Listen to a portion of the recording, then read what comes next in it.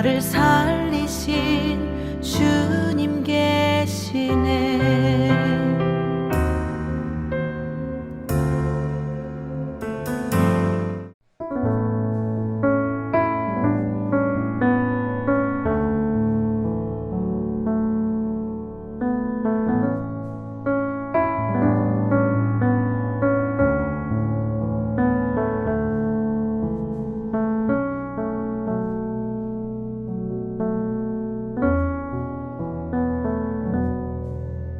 모세가 여호수아에게 이르되 우리를 위하여 사람들을 택하여 나가서 아말렉과 싸우라. 내일 내가 하나님의 지팡이를 손에 잡고 산 꼭대기에 서리라.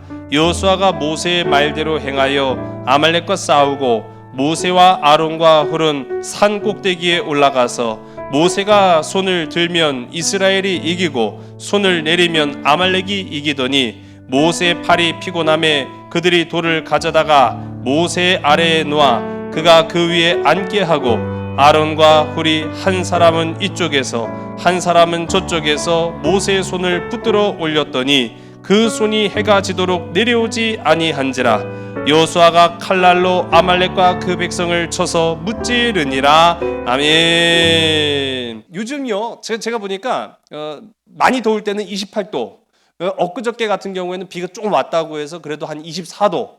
그런데요 아침 저녁으로는 좀 선선해요. 그래서 떼양볕에 일하시기 참 힘드셨는데 또 저녁 되면 또 선선한 바람 불어오니까 그래도 좀 살만하더라고요.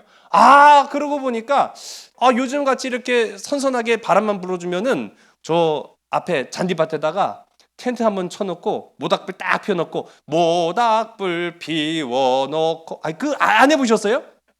자 캠핑 좀 했으면 좋겠다. 그래야지 그런 생각도 좀 가져봅니다. 그런데 불법 그렇게 하면 안 된대요. 놀라셨구나. 진짜인 줄 알고. 우리가 이제 중세 교회사로 넘어가면서 로마가 망했다라고 말씀드렸지만은 로마의 명맥은 쭉 이어져 오고 있습니다. 그럼에도 불구하고 동로마는 아직은 살아는 있었어요. 서로마는 다 망한 줄 알고 계셨죠? 그런데 불씨는 조금 남았습니다. 어떤 불씨가 남았냐 하면은 교회라는 이유로 존재는 하긴 했어요. 서로마가 이 교회가 있음으로 인해서 아예 망했다라고 보기는 조금 어려운 것이 그 로마 자체는 교회를 중심으로 해서 유지는 되고 있었습니다. 문제도 뭐냐면요. 소위 말하는 개판 5분 전도 이런 개판 5분 전이 없었죠. 지난 시간 함께 살펴본 것처럼 안으로 바깥으로 문제가 상당히 심각했다라는 것을 제가 잠깐 말씀드렸는데 이 내부의 상황을 다잡기 위해서 수많은 법들이 또 만들어집니다. 법으로 한번 만들어 놓기 시작하면은요, 그게 우리의 삶을 얼마나 옥죄는지 참 헤아릴 수가 없어요. 그러니까 법은 아주 신중하게 잘 만들어져야 해요. 법이 없어야 된다라는 게 아니라 법을 만들려거든 잘 만들어져야 돼요. 그래서 오늘 우리가 선거도 했지만은 이 법을 지키고 법을 수호하고 법을 만들어가는 사람들을 신중하게 선택하는 것도 그만한 이유가 있다라는 것입니다. 오늘 그 투표 한 장의 값어치가 대략 한 돈으로 환산하면 3천만 원 가량 된다고 하더라고요. 예, 오늘 3천만 원 원 없이 써보신 겁니다, 다들. 자, 어쨌든 간에 이 동로마가 내부 단속이 안 되니까 법을 만들어서 단속을 하려고 해요. 근데 이것도 참 재밌는 게 교회의 이름으로 법을 만듭니다. 동로마의 유스티아누스 2세가 이름이 비슷한 사람들이 많이 있었죠. 근데 여기 2세라는 이름이 좀 붙어서 좀 다른 사람이라는 걸 우리가 알 수 있는데 691년에 유스티아누스 2세가 165명의 사제, 즉 목사님들을 불러요. 그래서 우리가 법을 만들자라고 했는데 이 법이 그야말로 개판이에요, 개판. 사제는 결혼식에 참석할 때에 놀이가 시작되기 전에는 반드시 나와야 한다. 교회법 24조. 예? 아니 이게 무슨 법이에요. 그러니까 사제는 놀이하고는 좀 멀어야 된다라는 거예요. 그래서 이제 결혼식을 하면은 결혼식을 성대하게 합니다. 결혼식이 마치면 어떻게 돼요? 파티가 열리죠. 그러면 사제는 나와야 돼요. 왜? 거기서 즐기면 안 되니까. 그럼 뭐 어떻게 보면은 그건 자율적으로 지켜야 되는 거 아니겠어요? 근데 이걸 법으로 만들어놔요. 자, 또 한 가지 교회법 50조입니다. 주사위 놀이 아시죠? 예, 주사위 육각형으로 된 거. 예, 그렇게 우리 소위 말하는 뭐 윷놀이 같은 거예요. 윷놀이. 주사위 놀이를 한 자는 파문한다. 예. 교회법 61조 부적을 판 자는 6년간 회개해야 한다. 뭐 이해가 될 법도 하면서도 뭐 그걸 꼭 6년이라고 못 박아오는 것도 참 웃겨요. 자, 아까 전에 말씀드렸던 겁니다.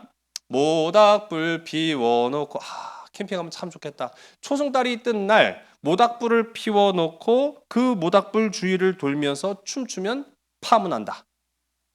그게 교회법 65조예요. 그러니까 캠핑 못해요. 캠핑 못하는 겁니다. 자, 79조 크리스마스에 선물 교환을 금지한다. 예? 동심 파괴입니다. 아이들 아주 그냥 난리 나요. 자, 오늘 제가 보니까 우리 유순도 집사님 좀 위험해요.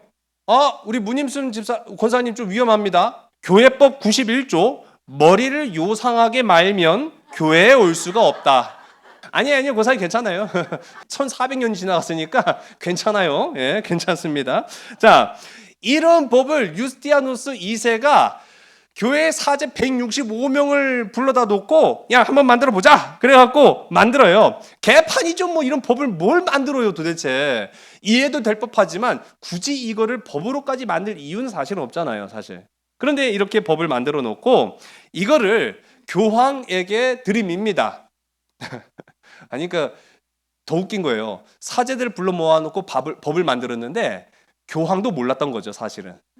그 법을 다 만들어 놓고 102개 조항의 법을 만들어 놓고 황제가 이 세르기우스 교황에게 이 법을 딱 들이밀면서 승인하시오 라고 이제 강제적으로 압박을 해요.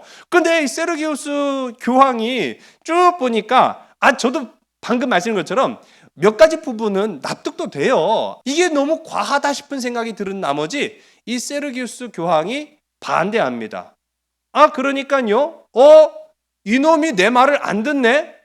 황제가 세르기우스 교황을 체포해라. 명령을 내려요. 자, 어떤 일이 벌어졌을까요? 사람들이요. 그런데요, 황제님, 교황을 체포하는 건 좀 심하지 않나요? 그 황제가 아니 이것들이 내 말을 안 들어? 내가 황제야. 자, 교황을 잡아. 그렇게 했더니 사람들이 그건 좀 안 될 것 같은데요. 역풍이 불어온 거예요. 교황을 잡으려고 했다가 도리어 사람들이 봉기를 일으킵니다. 그리고 심지어는 반란이 일어나요. 그래서 이 유스티아누스 2세가 쫓겨납니다. 아하, 이거 참 나원. 근데 쫓겨나는데 보통 그냥 옛날 같았으면 추방 그러고 말았을 텐데요. 시대가 조금 변했나 봐요. 악해졌어요. 황제였던 이 유스티니아누스의 무엇을 잘랐을까요? 귀, 입, 다 나오시네. 이러다가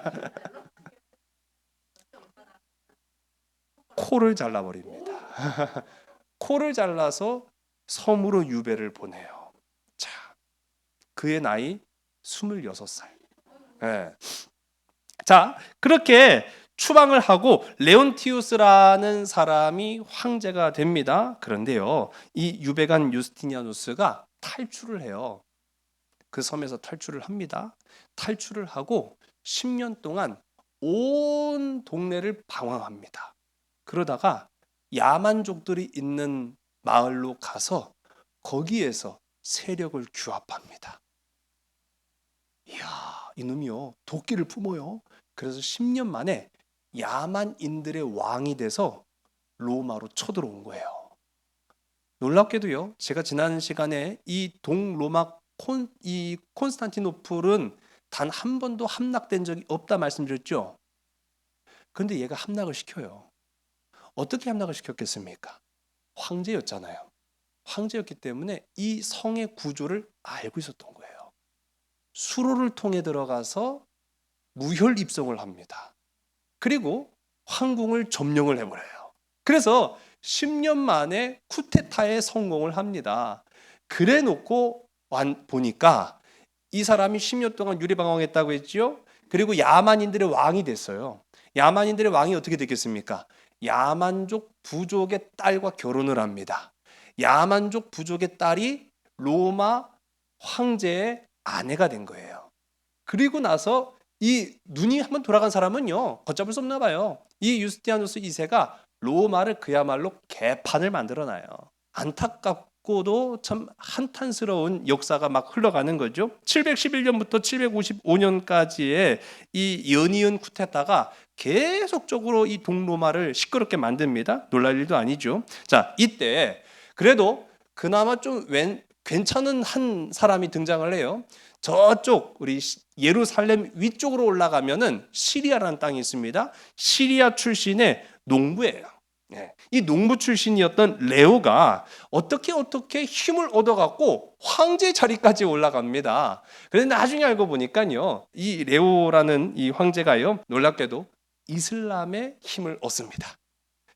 여러분, 여기서 또 이슬람이 툭 튀어나올 줄은 꿈에도 몰랐죠. 이슬람의 이 힘을 도움을 받아가지고 권력을 쟁취한 이후에 이 레오가 황제 됩니다. 근데 이 황제가 됐는데 문제는 뭐냐면 난데없는 이 이상한 문제를 들고 온 거예요. 이 레오가 황제가 된 이후에 동로마는 기독교 국가입니다. 그러고 그 기독교를 상징하는 많은 상징물들이 있죠. 우리가 이전 시간에 함께 살펴봤던 십자가부터 시작해서 십자가는 아주 제일 기본적인 거고요. 성모 마리아상, 수없이 많은 예수님에 대한 그림들, 그런 것들이 쭉 있는데 이 레오 황제가 다 없애버리라는 거예요. 이게 도대체 무슨 일이야? 라고 생각할 수 있는데, 여러분, 얼마 전에 이슬람 극단주의자들이라고 하는 IS 집단이 나타나서, 공교롭게도 이 IS 집단도 시리아를 근거로 두고 있어요.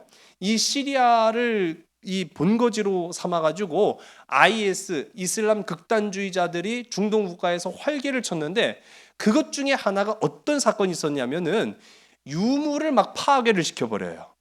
근데 왜 유물을 파괴시킬까라고 물어보면 그들은 아주 자기들 딴에는요, 우리는 정통파 이슬람을 추구하기 때문에 정통 이슬람주의자들은 우상을 숭배하지 않는다. 오직 알라뿐이다.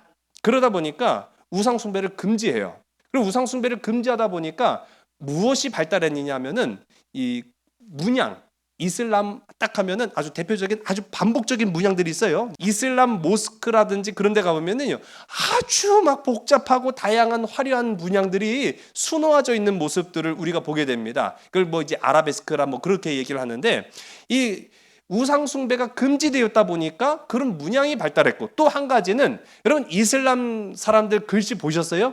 저는 그거 흉내내라고 해도 못 내겠어요.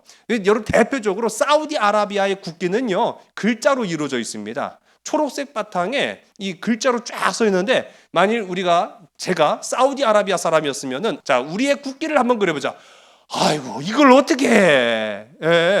아주 글씨가 얼마나 복잡한지 몰라요. 그런데 이 사람들이 글씨가 복잡하면서도 예쁘게 쓰려고 해요. 그것도 이 우상 금지를 하기 때문에 우상 숭배를 하지 않는 차원에서 문양이라든지 글자가 굉장히 아름답게 발달을 했습니다.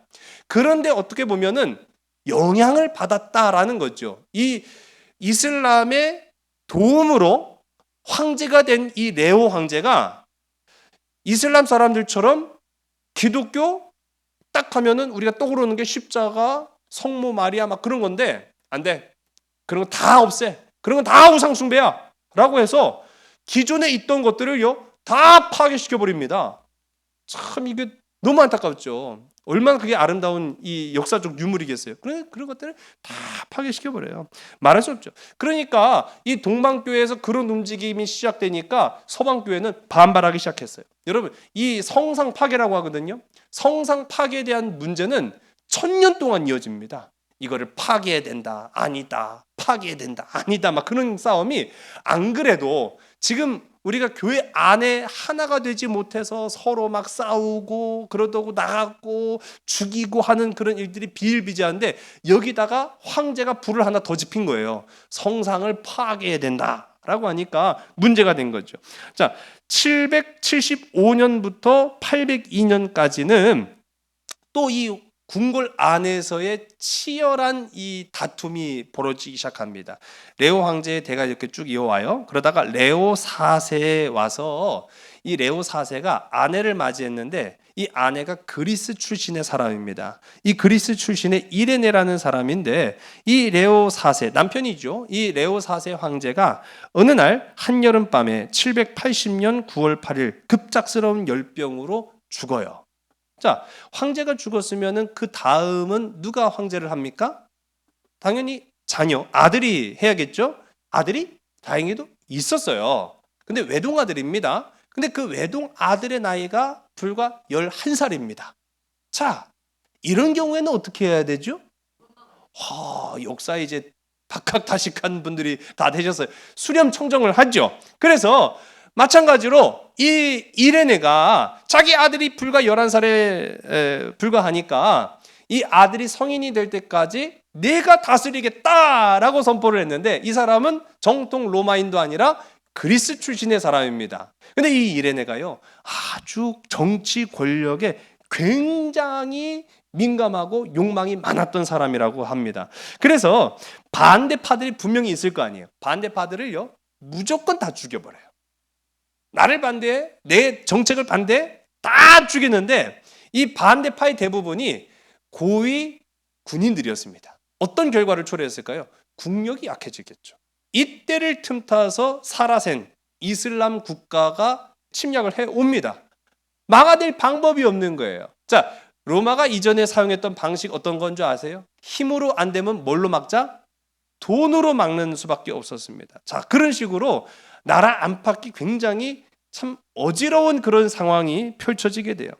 이 아들이 이제 19살이 되고 20살이 되었습니다. 권력을 이양해줘야 당연한 일이죠. 그런데 이 이레네가요, 권력의 맛을 보니까 주고 싶은 마음이 없었던 거예요. 야, 내가 좀만 더 할게. 아들한테 얘기를 하는 거예요. 아들 입장에서는요, 너무나 치욕적이고 모욕적인 겁니다. 왜냐하면 아들도 다 컸잖아요. 요즘 사춘기 아이들만 하더라도 말이 안 통하는데 19살, 20살 된 아들이 어머니 그래도 이젠 내가 황제인데 나한테 권력을 줘야 되지 않겠습니까? 조금 기다려, 내가 좀 더 하고. 그리고요, 여러분 보세요. 공식적인 문서에 보면은 반드시 황제의 이름이 앞에 있고 수렴청정하는 어머니의 이름이 뒤에 오는 것이 상식이고 법도예요. 그게 법도. 그런데 이레네는요, 그걸 지키지 않았어요. 자기 이름을 언제나 황제 이름 앞에다 기록을 합니다.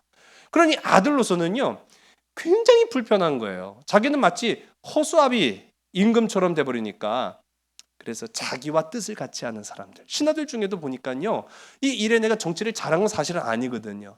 그래서 임금님이 어머니를 이제 어떻게 할 수 없다고 한다면 그럼 우리가 대신 해서라도 어머니를 끌어내리고 이제 임금님이 진정한 황제가 되십시오. 쿠데타 아닌 쿠데타를 모의를 해요. 그런데요, 이레네가 보통 얘기가 아닙니다. 그거를 미리 알고 모든 관련자들을 다 숙청하고 심지어는 자기 아들도 감옥에 가둬버려요. 그러니까 로마 사람들이 아무리 해도 그렇지 이거는 선을 넘어버렸죠. 민중 봉기가 또 일어납니다. 자, 그래도 이제 참 다행인 거예요. 시민의식이 좀 살아있는 거죠. 민중 봉기가 또 일어나서 다행히도 아들이 권력을 잡고 어머니를 감옥에 반대로 가둬버렸어요. 자, 그런데 최후 승리, 결정타는 어머니였던 이레네가 나이에요. 가까스로 풀려납니다. 가까스로 풀려났는데 아들이 방심한 틈을 타요. 언제 방심했겠습니까? 교회 갈 때. 참 나빴어요. 우리가 이 역사적 사건을 보더라도 우리 과거 우리 6.25 전쟁이 발발할 때도 저 북한군이 주일날 아침 새벽에 들어왔잖아요. 무방비 상태에서 이 아들이 무방비 상태에서 교회를 가는 그때를 노려서 어머니의 이 이레네 여왕의 일행들이 아들을 붙잡습니다. 797년 8월 15일 오후 3시 이 아들의 이름이 콘스탄티누스거든요. 이 콘스탄티누스를 붙잡고 그 자리에서 뭐를 또 잘랐어요. 뭘 자꾸 잘라. 잘랐다기보다는 제거했다는 표현이 맞나요? 네, 제거했어요. 이번엔 귀. 지난번엔 코였으니까. 손가락. 너 손가락 잘못 눌리면 큰일 난다. 이렇게 되는 거예요. 두 눈을 뽑아버립니다. 이게 엄마 맞나 싶어요. 그렇죠? 외동아들인데. 두 눈을 뽑았는데 출혈이 멈추지 않아서 그 자리에서 죽어버렸대요. 참 독한 엄마예요. 예, 권력이 이렇게 무섭습니다. 이때 콘스탄티누스 아들의 나이는 27살. 참 꽃다운 나이에 불우한 인생을 마감을 합니다. 이렇게 끔찍한 상황 속에서도요, 아주 놀라운 일들이 일어나는데, 저 옆 동네 서방 로마죠. 서방 로마에서 러브콜이 옵니다. 이 이레네 여왕이 된 거예요. 이제 여왕이라고 뭐 할 수 있겠죠. 이 서방 로마에서 이레네에게 러브콜이 와요. 러브콜의 내용인즉슨 나와 결혼해 달라고요? 맞아요. 나와 결혼해 주시오. 이게 뭔 말도 안 되는 막장 드라마인가 싶은데 정말로 서방 교회에서 이 동방 이레네 여왕에게 나와 결혼해 주시오 하는 이 서신이 한 장 날라옵니다. 800년대 일이에요. 이 서방교회에 어떤 일이 있었냐면 서방교회 저 위쪽에 보면은 오늘날의 프랑스를 이룬 근간이 된 프랑크 왕국이 있어요. 이 프랑크 왕국에 사르마뉴라는 황제가 등장합니다. 근데 이 사람이 참 영특하게도 서방교회 교황한테 내가 서방교회 수호자가 되겠습니다 라고 고백을 해요. 교회 입장에서는요 얼마나 좋아요. 그래서 이 서방교회의 교황이 프랑크 왕국의 샤를마뉴 황제에게 로마의 황제를 인정하는 왕관을 씌워줍니다. 그러니까 공식적인 황제가 된 거예요. 자, 이거 보세요. 일개 야만인 족장이 교황이 공식적으로 인정한 로마의 황제가 됩니다. 그리고 나서 내가 로마의 황제도 됐고 하니까 저 동방의 로마, 이 저 동로마도 내가 한 방에 접수하는 방법이 생겼어요. 지금 모든 권력자들이 다 죽어나가고 이레네라는 여왕 한 사람 남았거든요. 그러니까 그 사람한테 러브콜 보내갖고 우리 결혼합시다. 그러면 서로마와 동로마가 합쳐지는 뭐 호수 다 필요 없어요. 동로마 갖고 오면 돼요. 그냥 그렇게 러브콜을 보내요. 참 기가 막힌 일이죠. 그러나 이 동로마의 많은 이 대신들이 반대해요. 그래가지고 다행히도 이레네를 귀양을 보냅니다. 귀양지에서 이 이레네는 사망을 하게 되는데 야만족 족장 출신이 로마의 황제가 돼서요 동로마와 서로마를 어느 정도 규합을 해갖고 좀 그래도 완만한 통치를 이룹니다. 그래서 우리가 보통 역사책에는 샤를 대제라는 이름으로 불려지기도 해요. 한마디로 말하면 옛 질서가 이제는 다 사라진 거예요. 로마는 새로운 형태의 새 시대로 접어들고 있다라는 것을 이제 역사적 사건들을 통해서 우리가 보게 됩니다. 제가 좋아하는 역사학자는 아니지만 소설가인데 시오노 나나미라는 로마인 이야기, 뭐 십자군 이야기라는 그 소설을 쓴 이 일본인 작가가 이런 말을 했어요. 전쟁은 인간이 여러 난제를 한꺼번에 해결하려 할 때 떠올리는 아이디어다. 자, 여러분 어떻게 생각하십니까? 저는 이런 생각을 좀 우리 권력자들이 좀 안 했으면 좋겠어요. 여러 가지 어려움이 막 닥쳐오면은 야 이거 진짜 뭐 나라 안팎으로 참 나를 너무 힘들고 괴롭게 하니 이 모든 문제를 한 방에 해결할 수 있는 방법 그게 바로 전쟁이라는 거예요. 전쟁하면은 모든 국민들의 시선이 다 어디로 쏠립니까? 이제는 죽고 사는 문제에 쏠리게 되는 거예요. 전쟁의 승패에 달려 있기 때문에. 그래서 요즘 외국도 보면은 전쟁 자꾸만 부추기는 많은 사람들이 있는데 좀 정신 좀 바짝 차렸으면 좋겠다 그런 생각을 합니다. 시간이 지나가요.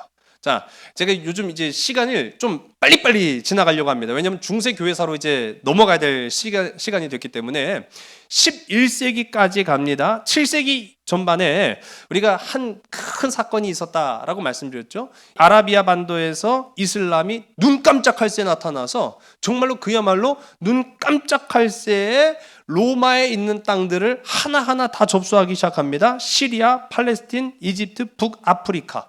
와, 다 사실은 알고 보면은 금싸라기 땅들이거든요. 여러분 성경 가운데 나왔잖아요. 젖과 꿀이 흐르는 땅 가나안. 여러분 그게 왜 사실인지는 가보면 알더라고요. 그렇게 황량한 땅 가운데에서도 때가 되면은 포도가 나고 때가 되면 밀이 나고 때가 되면은 보리가 나는 정말 기가 막힌 이 토양을 가지고 있는 그런 곡창지대들이 다 이슬람의 영토로 이제 편입이 됩니다. 동로마 입장에선 너무너무 그냥 가슴 아픈 거예요. 다 자기네들 땅이었잖아요. 눈 뜨고 나니까 다 뺏겼어요. 뭐 하는 사이에? 교회의 싸움으로, 교회 안에서 집안 싸움 하는 사이에 눈 돌리고 보니까 우리 집 땅 다 남의 땅 돼버린 거예요. 너무너무 안타까워요. 그렇게 11세기까지 300년 정도의 시간이 흐른 뒤에 이 동로마의 사절단이 서로마의 교황을 찾아갑니다. 자, 이 교황을 찾아가서 도움을 청해요. 우리 동로마 알고 보면 다 그 뿌리가 우리 한 로마 한 식구 아닙니까? 그런데 지금 보면은 너무너무 비참한 상황 가운데 우리가 놓여 있으니 우리를 좀 도와주십시오 라고 간청을 해요. 자, 이 우르반 2세가 가만히 생각해 보니까 그것도 맞다. 자, 사실 왜 그러냐면요. 로마는 그렇다 치고 서로마가 지금 다 야만족들이 세운 왕국이 이제 기독교 국가로 발돋움했다고 말씀드렸잖아요. 그런데 여전히 쪼개져 있어가지고 참 이게 하나 되기가 쉽지 않았습니다. 그런데 이 하나 되기 쉽지 않은 언제든지 안에서 폭발 일부 직전에 있는 이 나라들을 하나로 만들 수 있는 방법이 무엇이 있을까라고 생각했더니 그게 바로 전쟁이었어요. 명분은 아주 주어졌죠. 그래! 우리가 저 믿음의 고향 예루살렘을 되찾자. 그래가지고 이거를 황제도 아니고 교황, 종교 지도자가 주장을 한 거예요. 자, 우리가 그러면 모여서 회의를 한번 합시다. 1095년 11월에 클레르몽이라는 지역에서 공의회를 엽니다. 클레르몽 공의회라고 부르는데 여기에서 아주 대표적으로 이 우르반 2세 교황이 주장한 것이 있어요. 바로 데우스 불트라는 거예요. 데우스 불트. 이게 무슨 말이냐 하면 하나님이 원하신다라는 거예요. 자, 여러분 하나님은 뭘 원하실까요? 하나님은 샬롬, 평화를 원하십니다. 하나님은 무엇을 원하실까요? 사랑을 원하세요. 그럼 이 우르반 2세는 뭔가 좀 잘못 알고 있는데요. 하나님은 전쟁을 원하신다. 자, 이 교황이 주장한 것이 그겁니다. 하나님이 원하십니다.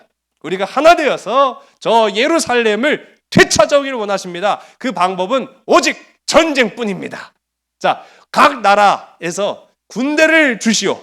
그럼 그 군대를 모아서 우리가 저 예루살렘을 되찾는데 사용하겠습니다. 1096년 8월 15일 이날이요 성모 마리아 승천일이라고 합니다.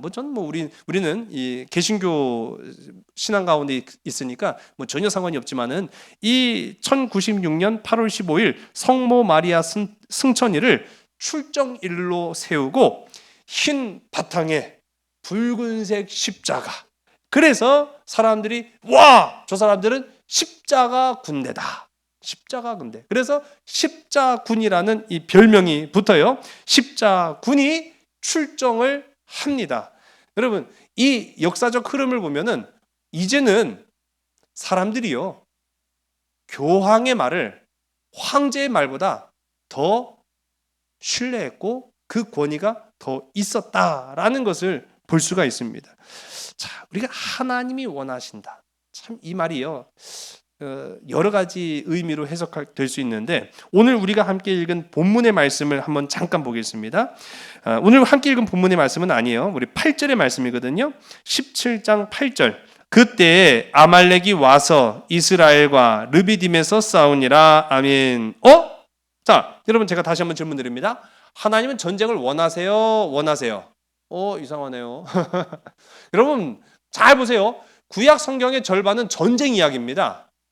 근데 그 전쟁은 사람이 일으킨 전쟁도 물론 있지만 하나님이 명령해서 일어난 전쟁이 있어요.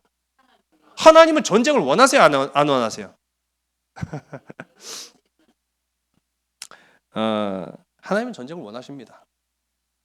자, 근데 이걸 중심을 잘 잡는 것이 중요해요. 자, 성경을 보면은 오늘도 우리가 함께 읽은 이 본문 말씀 가운데 보면 이스라엘과 아말렉의 싸움은요, 사실상 불가피한 것이었어요. 불가피한 것입니다. 그런데 이 전쟁을 그렇다고 한다면 하나님이 그토록 원하시는 것이냐라고 했을 때 no, 아닙니다. 아까 말씀드린 것처럼 우리가 아는 하나님은 무엇을 원하실까라고 했을 때 우리 기본적으로도 상식적으로도 우리가 성경 가운데 보면은 하나님은 사랑의 하나님이시고 화평의 하나님이시고 평화의 하나님이시고 그런 부분들을 보면은 왜 하나님이 전쟁을 원하세요? 전쟁 원하실 이유가 없죠. 전쟁은 파괴하는 일이잖아요. 그런데 하나님이 원하시는 것은요, 전쟁보다는 전쟁 이후의 일들이 어떻게 이루어지는가, 그것을 원하신다라는 겁니다. 오늘 제가 새벽에 함께 나눈 말씀이기도 하거든요. 예레미야 1장 10절 말씀을 보게 되면 예레미야가 놀랍게도 구약 성경에 이미 하나님은 예레미야라는 사람을 들어 쓰셔가지고 이방인들을 향한 복음의 도구로 쓰기를 원하셨습니다. 그런데 중요한 건 뭐냐면 정작 예레미야가 그렇게 부름 받았을 때 예레미야는 두려웠어요. 하나님, 나는 못해요. 나는 입이 떨어지지 않는 어린이와 같아요. 자, 그렇게 이 예레미야가 거절하고 거부 의사를 밝혔을 때 하나님께서 예레미야를 먼저는 위로하셨고요. 그 다음에는 왜 하나님이 저 이방 사람들한테 복음을 전하라고 했느냐라는 것에 대한 목적을 알려주시는데 그것이 예레미야 1장 10절의 말씀입니다. 그 가운데 보면은 네가 그것을 뽑고 파괴하며 파멸하며 넘어뜨리며 건설하고 심게 하였느니라 라고 말씀하고 있어요. 자, 이게 무슨 말입니까? 파괴하고 파멸하고. 전쟁이죠, 전쟁. 여러분, 전쟁은요 사실상 뽑고 파괴하고 파멸하고 넘어뜨리는 것입니다. 그런데 여기에서 우리가 하나님 관점의 전쟁은 무엇이냐라는 것을 분명히 기억해야 됩니다. 하나님이 원하는 전쟁은요, 뽑고 파괴하고 파멸하고 넘어뜨리기 위해서 내가 너를 이방에 보낸다라고 하지 않으시고 뽑고 파괴하고 파멸하고 넘어뜨리고 어떻게 하고요? 건설하고 심게 하려고. 하나님이 원하시는 전쟁은요, 심기 위한 전쟁이에요. 새로운 생명을 심기 위한 전쟁. 아마 요즘 우리가 농촌이니까 아마 이해도가 확실히 높으실 거예요. 전쟁은 파종을 위한 밭갈이 작업이라는 겁니다. 하나님이 계획하시는 것, 하나님이 원하시는 건 바로 그거라는 거예요. 하나님이 전쟁을 일으키라, 전쟁에 나가라 라고 하시는 말씀은 단순히 괴롭히고 뽑고 파괴하고 파멸하는 데 있는 것이 아니라 새롭게 심고 새로운 생명을 주기 위함이다라는 것을 분명히 기억하는 거죠. 그런 의미에서 안타깝지만, 너무나도 안타깝지만 하나님은 원하신다라는 이유로 선동된 이 십자군은 잘못된 거예요. 종교적 역사적으로 우리가 보게 되면 이거는 굉장히 심각하게 잘못된 부분이다라는 걸 알 수 있죠. 출발부터가 이 교황의 권세와 욕망에 의한 것이었다라는 것을 우리가 살펴보게 됩니다. 제가 방금도 이제는 중세 시대로 넘어가면서부터 이거 뭐 이런 거야 라고 생각하는 게 황제의 권력보다 교황이라는 교회의 권세가 더 커졌어요. 괜히 지난번에 아까 방금 말씀드린 것처럼 교황을 잡아라 라고 했더니 그거는 좀 하더니 오히려 황제를 잡아버리고 황제 코를 막 잘라버리고 하는 그런 모습들. 1077년입니다. 1077년에 어떤 일이 일어났냐 하면은 황제가 사람들을 뽑았는데 그 사람 뽑은 것에 반기를 들었어요. 그레고리우스라는 교황이 황제시여, 그런 사람을 뽑으면 어떻게 합니까? 반대합니다. 반대를 한 거예요. 그러니까 황제가 이것 봐라. 아니 황제가 사람을 뽑아갖고 정치를 하겠다는데 왜 교황이 반대를 해? 그래서 저 교황을 파문해라. 그렇게 명령을 내려요. 그랬더니 아까 역사의 교훈을 못 얻었던 이 황제였던 것 같아요. 반발이 일어나요. 사람들이 말을 안 듣습니다. 오히려 교황이 야, 저 황제를 파문을 해야겠다. 그렇게 하니까요. 이제 사람들이 우르르 궁궐로 모여들어서 황제 당신이 정신 차려야지. 지금 어떻게 감히 하나님의 대리자인 교황의 말을 거부하냐. 그런 식으로 나오는 거예요. 어떻게 했겠습니까? 황제가요. 아주 흐름한 옷을 입고 1077년 1월에 그 추운 겨울날 카노사라는 교황이 머무는 성 앞에 가서 무릎을 꿇고 사죄를 합니다. 그게 우리가 대표적으로 이제 교과서에도 나와요. 애들 카노사의 굴욕이라고 나오거든요. 이제 이럴 정도로 교황과 황제의 권력의 순위가 완전히 뒤바뀌어져 버렸습니다. 교황이요 권력을 꽉 쥐고 있으니까 좋을 것 같죠? 아니에요. 큰일 납니다. 문제가 많이 생긴 거예요. 그걸 우리가 이제 대표적으로 십자군 전쟁으로 우리가 볼 수 있는 거예요. 출발부터가 잘못된 거예요. 자, 십자군 원정을 하는데 10개 조항을 만듭니다. 이 10개 조항에 부합한 자들을 이제 십자군 원정대에 포함을 시키는 거예요. 자, 근데 그 첫 번째가 뭐냐면 첫 번째 단추부터 잘못된 거죠.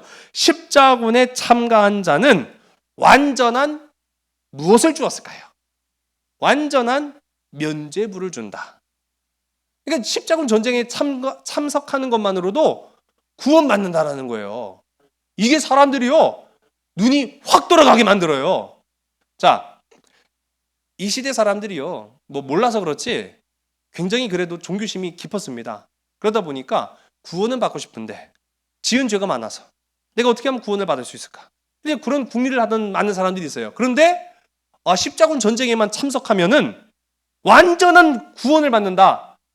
그러니까 너도 나도 할 거 없이 모여들기 시작하는데 어떤 사람들이 모여들었을까요? 무법자들, 범죄자들. 그 결과는 이제 나중에 결과로 이제 나타나게 되는 거죠. 근데 우리가 오늘 함께 읽은 이 성경 본문 가운데 보면은 출애굽기 17장 우리 9절서부터 13절의 말씀을 보았습니다만은 아말렉과의 전쟁에 임했던 이스라엘 백성 그 누구에게도 하나님이 직접 명령하셔서 야, 이 아말렉과의 전쟁에 나가면 이들 죽을 수도 있다. 그런데 이 전쟁에 참여해라. 내가 그러면 완전한 면죄부를 주겠다. 약속했어요, 안 했어요? 안 했죠. 성경 그 어디에도 보면은 전쟁에 임했던 많은 이스라엘 백성들에게 완전한 면죄부를 준다라는 하나님의 말씀이 단 한마디도 안 나옵니다. 그럼에도 불구하고 그들은 목숨 걸고 전쟁터에 나간 거예요. 근데 하물며 교황이 자기가 마치 신이 된 것 마냥 전쟁에 참석하기만 하면 네가 그동안에 무슨 죄를 지었던 완전한 면죄부를 줄게. 그러니까 무법자들이 막 모여들기 시작합니다. 자, 그 결과가 1099년에 나타나요. 자, 이거 몇 년 된 겁니다. 이 1차 십자군 원정이요 몇 년 동안 이루어진 거예요. 처음에 이제 콘스탄티노플의 환영을 받아가지고 이렇게 쭉쭉 진격해 나갑니다. 그렇게 되는데 1099년 7월 15일 마침내 이 십자군이 예루살렘까지 도착을 해요. 그리고 예루살렘 성을 함락시킵니다. 그 이후에는 어떤 일이 일어났을까요? 엄청난 사륙이 일어나기 시작하는 거예요. 강도 강간 사륙.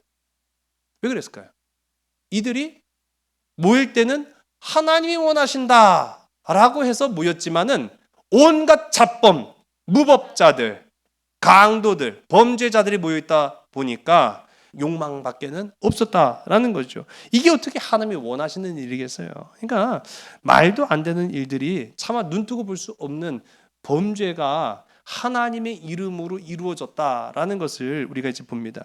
오늘 우리가 함께 읽은 이 본문의 말씀 가운데도 우리 가만히 보면은 아말렉과의 전쟁을 하나님이 원하셨는데 중요한 것은요. 오늘 본문 가운데 나타나는 이 전쟁의 모습 속에 칼과 창과 피와 땀이 튀기는 장면들이 훨씬 더 많이 나옵니까? 아니면 어떤 장면들이 훨씬 많이 나옵니까? 모세가 기도하는 장면들이 더 부각이 되고 있다라는 거예요. 아니 전쟁인데 자 이것만 보더라도 하나님이 원하시는 것은 무엇인가가 분명해집니다. 하나님이 원하시는 것은요 분노의 칼이 아니라 은혜의 손이 올라가기를 원하신다라는 사실이에요. 하나님이 원하시는 것은 전쟁이 아니라 모세의 기도가 울려 퍼지기를 원하신다라는 사실입니다. 전쟁, 여러분 어떻게 보면은 인생도 전쟁이라고 할 수 있잖아요. 인생의 전쟁의 승패는 그렇기 때문에 오늘 이 역사들 통해서도 오늘 이 말씀을 통해서도 우리가 기억할 것은 전쟁의 승패는 화력에 있는 것이 아니라 기도에 있다라는 겁니다. 기도에 있다라는 사실이에요. 오늘 우리의 삶이 그렇게 되길 간절히 소원합니다. 여러분 하나님이 원하십니다. 맞아요. 하나님이 원하시는 건 맞아요. 그러나 이 하나님은 무엇을 원하시는가? 파괴하는 것을 원하시는 것이 아니라 파괴하고 심는 것을 원하십니다. 파괴하고 다시 새롭게 건설하는 것을 원하신다라는 것이죠. 하나님이 진정 원하시는 것이 무엇인지를 아는 지혜가 오늘 우리 가운데 있기를 간절히 소원합니다. 그래서 오늘 저와 여러분도 또 다른 의미의 십자군이에요. 그러나 그때 그 역사에 나타나는 잘못된 십자군이 아니라 하나님이 진정으로 원하신 기도의 용사들, 말씀의 용사들, 찬송의 용사들이 되어서 저와 여러분의 삶의 터전 속에서 이 모세와 같이 기도의 손이 더 올라가는, 그리고 승리하는 우리 모두가 다 되기를 주의 이름으로 간절히 소원합니다. 기도하시겠습니다. 하나님 참 감사합니다. 우리들은 이 전쟁터와 같은 인생의 터전 속에서 그야말로 치열하게 살아갑니다. 이제 말씀을 가지고 세상 가운데로 나아갈 때 하나님의 거룩한 십자군들이 다 되어서 하나님의 그 뜻을 따라서 하나님의 승리를 이루어 나아갈 수 있는 화평의 일꾼들이 다 될 수 있도록 인도하여 주시옵소서. 모든 것을 주께 온전히 의탁하오며 참사랑 되시는 나사렛 예수 그리스도의 이름으로 감사하며 간절히 기도드렸사옵나이다. 아멘. 오늘 이 순간도 주님의 이름 부르며 견뎌갈 시간들